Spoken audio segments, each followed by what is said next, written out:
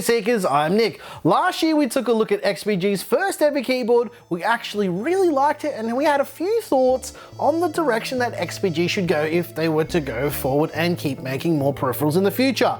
It seems as though someone at XPG was actually listening, because almost everything we talked about it lacking ended up being in their brand new keyboard, the XPG Summoner. So yeah, let's check it out and see how far they've come in just 12 months.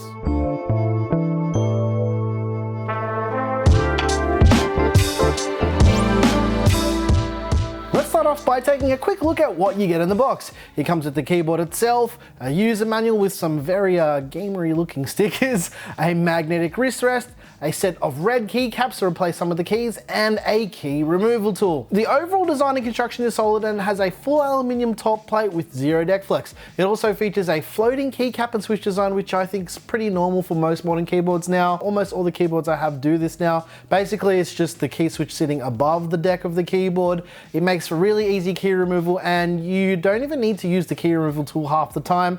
And yeah, anyway, the Summoner is a pretty heavy keyboard. It weighs in around 191 grams, which is pretty good if you wanted to kill some undead in a zombie apocalypse, which is something I usually say in every keyboard video. Man, I need to start getting original with these videos, Claire. Anyway, the keyboard has a permanently attached USB cable. Usually this would be something that I wouldn't like, but at the same time, I can see why they did it. It's to do with the USB pass-through feature, which I'm going to talk about a little bit later. However, it's only got a single port for that pass-through as well, which I'll also talk about later. And yeah, it's got a second cable that splits off from the main keyboard cable to enable that pass-through, so you can plug in stuff like your mouse or Stream Deck or basically anything USB into the keyboard. Yeah, it's definitely not a new thing in keyboards, but it is nice to have a pass-through feature. As far as switches go, the version we have uses the Cherry MX Speed Silver switches. Speed Silvers have an actuation force of 45 grams and a key registration travel distance of around 1.2 millimeters, as opposed to the 2.2 mil of something like the MX Blue. And yeah, they're some of the quietest key switches and they have no tactile feel. It also comes in MX Red and MX Blue, and to be honest, regarding the silver version we have, I'm still not sure how I feel about Speed Silver switches. Over the last year, I've been using Cherry MX Reds and become really fond of those for gaming.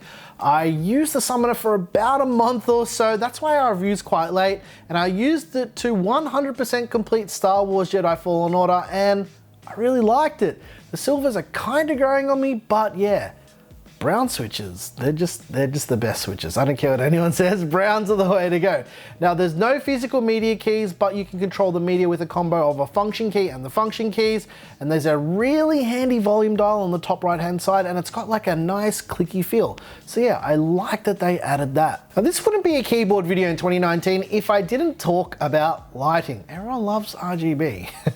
They just want to know, that's the main thing with keyboards these days. They don't care about switch types, they want to know what lighting it's got. Well, the XPG Summoner has per key RGB lighting, however, there's no software control for the lighting, and I'm not sure if this is something that they're thinking of doing or something they're gonna add, but as I'm making this video, there's nothing to control the lighting. And you can control the effects by pressing a combination of the function key and the arrow keys, and it allows you to cycle through, I think there's 7 effects, and control the brightness, and yeah.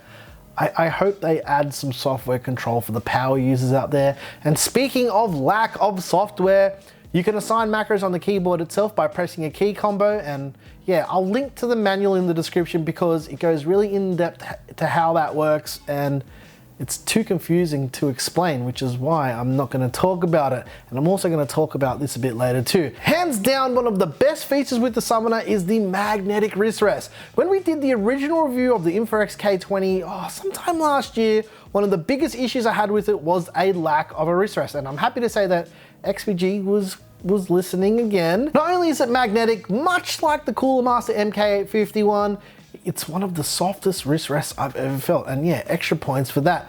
And it's really a damn good wrist rest.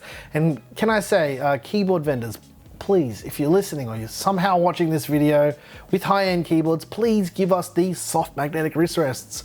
Corsair, why don't you do this? Just give it, make it a thing. I want it. I will buy a Corsair keyboard if you did this. Anyway, I think aesthetically, the Summoner looks pretty nice and the finish has been pretty well executed, and overall, it's a nicely executed mechanical keyboard, but it's not perfect. Nothing really ever is perfect around here. Okay, right, so it's not perfect, so what don't I like about it? And yeah, as usual, this stuff is only personal preference. You might feel a bit differently about these features. Yeah, okay, let's jump into it. I'll keep saying this and I'll keep saying it again. I don't like permanently attached USB cables on keyboards. I don't know, like I said, that's just personal preference.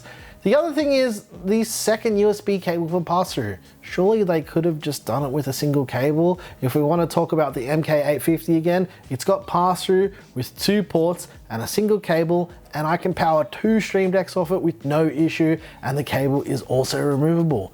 The other thing I don't like is the lack of software control for lighting and macros. Yeah, the reason why I didn't talk about macros is because it's impossibly hard and clunky to record macros with it. If there was software, it'd just be a few simple clicks and you'd be good to go.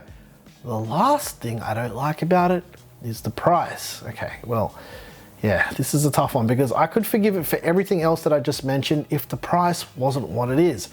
It's just so hard to recommend it at this price, and if it was $50 cheaper, it would be an absolute no-brainer, but at $149 US or around 200 Australian dollars, although I really like the keyboard, it's just a little bit too expensive, and for the feature set that it's got, it's not worth it. And as a keyboard, it's a really huge step in the right direction for XPG, but that price, it's just too much, and it's a damn shame. Yeah, I'm sorry, but that's just how I feel about it. Anyway, let me know what you think about the XPG Summoner in the comments below. I'm curious to hear what everyone's thinking about it. Personally, I really liked it, but the price is just, it's too much money, and it's kind of annoying because I spent a lot of time using this keyboard, and I spent a lot of time putting this review together, and I looked up the price as I was putting it together, and it kind of made the whole review fall apart. So yeah, that's just how I feel about it. If you like this video, please like and subscribe. And if you want to support the channel, hit the join button. If you didn't like this video, you know what to do, and tell us what you hated about it. Once again, thank you so very much for watching. I'm your boy Nick with Gear Seekers. You peek, we seek. And I have the wrist rest here. It is really soft. It's like ridiculously soft.